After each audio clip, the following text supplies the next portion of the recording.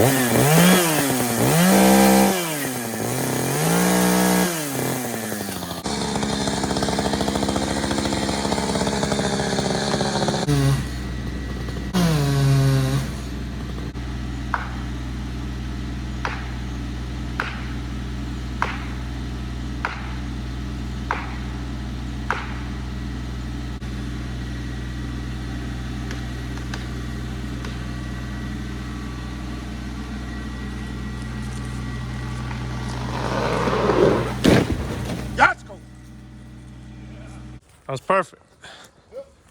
It exploded in a million pieces, didn't it? Check out the stump. I left a little bit of wood in there because I wasn't sure how dead it was. Put a wedge in so it wouldn't sit back. Pulled it right over. Didn't break no limbs out of there, didn't damage the yard, so we good.